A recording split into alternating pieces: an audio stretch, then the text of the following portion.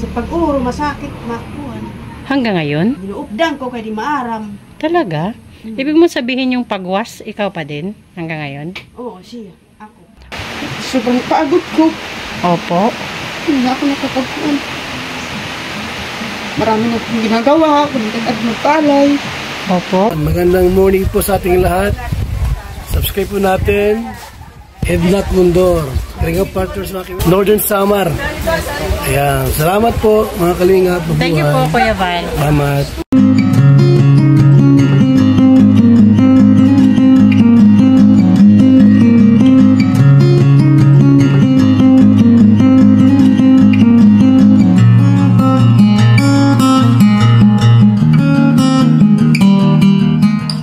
Good afternoon mga kanaynays, mga kalinga partners. Andito po kami ngayon sa isang barangay dito sa Katubig. May nakasalubong po tayong mag-ina. Kaya andito po, samahan niyo ako. Puntahan po natin sa kanilang bahay. Tingnan po natin yung sitwasyon, kung ano pong pwedeng mai-offer natin na tulong or para makilala po natin ang mag-inang ito. Pwedeng pumasok, Nay? Okay. Hello! Hello! Anong pangalan mo? Nanoy mo? Nanoy mo ngaran? Nano man imo ngaran? Ha? Maribet. Mga kanainay si Maribet. Nakasalubong natin sa kalsada sila mag-ina, kaya sumama ako dito sa kanilang bahay. Pasok tayo sa bahay niyo, Maribet. Okay mga kanainay, mga kalinga partners, nandito po tayo na sa loob ng bahay ni Nanay. Ano palangalan mo, Nay? Elizabeth. Nanay Elizabeth. Kasama po niya yung kanyang anak si Maribet. Ilang taon na si Maribet, Nanay Elizabeth? Siguro na, 16 na. 16? Oy, dalaga ka na pala. 2 years na lang, magdidibo na ikaw. Teka lang, nakatawag lang ng pansin sa akin na Elizabeth yung, bakit ganyan yung gupit ni Maribet? Nagkuto siya, binbudgang ko. Nagkakuto siya. Sino ang naggupit, Nay? Kaya ako, kay Warek pagkatuan. Nanay Elizabeth, nakakapagsalita ba si Maribet? Nay, tabi kayo, Nay. Tabi kayo, upo lang kayo. Nakakapagsalita siya? Talagsala, maglata. Bakit po? Ilang taon ka na, Maribet? Ilang taon ka na? Kaibigan si Nainay sa Edna, ha? Hindi kalaban. Okay lang? Sangkay, Kit? Sangkay? Ha? Okay lang? Anong gusto mo? Anong hiling mo kay Nainay sa Edna? May gusto ka? Para pagbalik ko, pwedeng dalhin ni Nanay Edna, ha? Okay, tulad ng? Anong gusto mo? Sige na. Ano sa tingin mo yung gusto mo? Maglata na didit. Gusto mo damit, tsinelas, shoes, kung ano. Ano tingin mo? Ano gusto mo? Ha? Ayaw niya talaga magsalita eh. hindi pa daw niya ako kilala mga kanaynays. Nanay Elizabeth, matanong ko lang. Inborn ba yung sitwasyon ni Maribet? Opo. Pagkapanganak mo, ganyan na siya? Okay. Sa tingin mo, bakit nagkaganyan si Maribet? Nasugat siya. Pero sa ilan anak mo na, Elizabeth? Anak ko 14. 14? Opo. Pang ilan si Maribet? Panapulo siya. Wow, sobra isang dosena. Panapulo siya. Pero sa 14 na anak mo, siya lang yung ganyan. Oo, siya lang. Okay. So, nung mag 1 year old na siya hanggang ngayon, ano yung mga napansin mong kakaiba sa kanya compare sa mga kapatid niya? Sa behavior?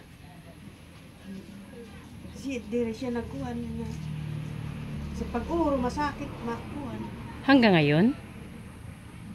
Ginuupdan ko kay di maaram. Talaga? Ibig mo sabihin yung pagwas, ikaw pa din hanggang ngayon? Oo, siya. Ako. Really? Mara man siya magparigo, Pero nakakapagsulat ba siya? Guding-guding la. Ba't hindi mo na pinapasok na sa grade 2? Sa eskwelahan, dara mo na kanya dito kinuha sa eskwelahan, dara mo na kanya nakukuha, na kakaptan. Yun yung rason ba't di mo na siya pinapasok. Pero nanay, hindi ba niya na-experience yung pambubuli sa school? Kasi usually yung mga ganyan, yung kalimitan nagiging rason kaya bakit hindi nakakapag-aral, hindi na pinapapasok sa school dahil po sa bullying. Yung lahat niya ni siya ginawaan. So isang rason yan kung bakit hindi na siya pumasok sa school. Oo, di ka na. Sakripisyo, so kuhan, di na lahat nagkasulog kayo na. Ramo malata kinihim. Nay, alam mo magtagalog, Nay? Oo, maramat na. Oo, magtagalog na lang tayo, okay lang? Kasi para sa viewers po natin. Oo. O, bakit po hindi na siya nakapasok ng grade 2 po, Nay? Kasi parang pagod na ako. Oo. Sobrang pagod. Opo. Tapos para ayaw ko na siya maipasok. Hindi na ako pag sarili magdamit. Hindi siya nakakapagsuot ng damit na mag-isa? Ikaw pa din? Okay. Sobrang pagod ko. Opo. Hindi na ako nakapagpuan. Marami na akong ginagawa. At magpalay. Opo. At may pa siyang kapatid na maliit.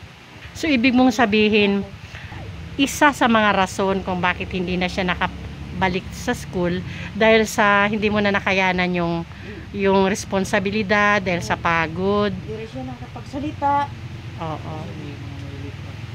Tapos may maliliit ka pang, yung 2 pa kasi pang 10 siya. Ay, 4 pa. Asan asawa mo? Nandito lang galing sa nagtanim ng Ilang taon ka na Elizabeth? 54 na. 54? Opo. Bata pa. So si Maribeth 16 ngayon. Kailan ang birthday mo? Kailan birthday mo? Alam ba niya birthday niya? Kailan birthday niya, Nay? December 30. Medyo malapit na 2006. Okay. 2006. Maribeth, kung halimbawa sa birthday mo, kung halimbawa mabalikan kita, anong gusto mo? Sige na, please. Salito ako. Para sa birthday mo, anong gusto mo? Gusto mo bagong damit? Anong gusto mo sa birthday mo? Ha? Nasiod talaga siya pa sa ako. Siyempre, primero. Hindi siya magsasalita, Nay? Sana siya maglata. Pagkanta lugod, nagduduyan siya. Napatanta. Uy, sige nga! Sampul. Anong kanta gusto mo? Anong alam mo? Anong kanta? Elizabeth, may tanong lang ako sa'yo. Sa tuwing makikita mo sa araw-araw si Maribeth, anong nararamdaman mo? Parang masaya naman ako kasi nandito na siya nagduduyan. Oo. Nagduduyan. Nandito na siya sa bahay. Hindi siya yung bata na gala, lumalabas ng bahay? Hindi naman siya lumalabas. Dito lang siya, nagduduyan. Okay. Ano ang mga paborito niya?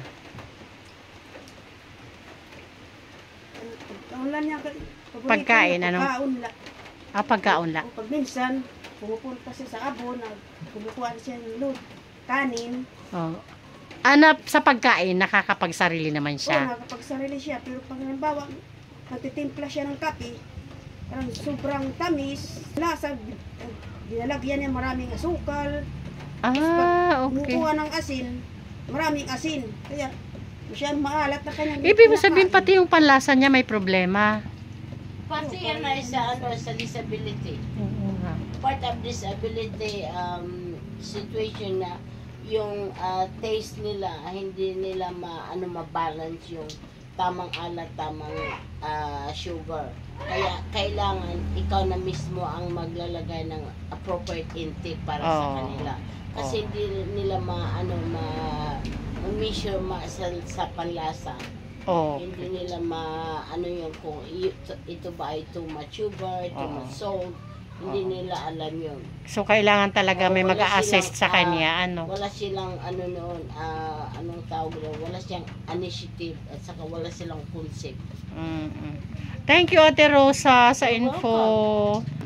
So, Nanay Elizabeth, kung halimbawa, makabalik ako dito sa inyo, kung halimbawa, may mapanood to ng ating mga buting sponsor, tapos may gustong magbigay ng tulong kay Maribeth, ano sa tingin mo yung gustong matanggap ni Maribeth? Gusto kong matanggap pagkain, kasi inaano niya, pagkain. Sa pagkain talaga siya, Okay. Anong mga paborito niyang pagkain, Nanay Elizabeth? Wala naman siyang pili. Wala siya pinipili. Basta Kaon siya kahit anong pagkain. Kaon siya. Okay. Hindi naman pala siya very... Anong trabaho ni tatay, Nanay Elizabeth? Nagtatanim ng palay. Yung hanap buhay dito sa farm, ganun pa din. Opo. Ikaw po, Nanay Elizabeth, ano pong source of income mo po? Ako man. Sa bahay lang. Tumutulong ako sa asawa ko. Okay. Nagtutulungan kayo dito sa mga... Okay. Okay, Nanay Elizabeth. Hindi ko na patagalin. Hindi ko na patatagalin. May dala akong bigas, Nanay Elizabeth. Ito lang muna ang maibibigay ko po sa inyo. Ito po. Salamat po. Opo. Okay, mag-thank you lang po tayo kay Ma'am Erica Alpon at syempre po kay Kuya Val Santos Matubang para po sa bigas. Thank you so much po. Okay, sige Nanay. Hanggang dito na lang. Sana mabalikan ko agad kayo ni Maribeth, pray lang po tayo na sana may buting sponsor na makapansin sa video nyo at mabalikan ko kaagad kayo, So, kung halimbawa mabalikan ko kayo, pagkain lang talaga yung yung gusto nyong madala ko sa inyo. Okay. Okay, sige Maribeth, bye-bye. Tapos yung buhok niya, kasi kinukuto siya. Yung gamot sa kuto. Okay, hanggang ngayon may kuto siya. Shampoo, okay. Oo. Okay, Nanay Elizabeth, bye-bye na. Opo, salamat. Balik kayo. Sana nga mabalikan ko kaagad kayo, ha? Okay. Hindi na siya tumingin. Okay, bye-bye. Bye-bye, Maribeth. Okay, mga kanay-nice, mga kalinga partners, gusto ko lang mag-thank you sa ating mga butihing sponsors. Siyempre, Manay Tiri Anderson, Ma'am Hawaii, Sis Claire Azan, Malaynika, Sangkay Alit Lumagbas Bunyol, Ma'am Marcelina Fedorowicz, Sis Bit Jones, Ate Joveta Belleza Tejero, Miss Irene Biswilan, Sangkay Iwa Vlog, Sis Selena Barbosa, Ma'am Hayats, and Sis Janet Galvan Sarasar. Thank you so much po. Pasupport na din po kay Kuya Val Santos Matubang at Ate Edna Vlog. Palambing na din po pa-support The Great Moreno, Headed by Chewy The Great. Mga members po, Boy Tabang, ang inyong lingkod, kanina sa Edna Condor, Yansky TV, BB Mix Vlog, and Biyahing King. And of course, bagong member ng The Great Moreno, Nelson Vlog. Pa-support na din po.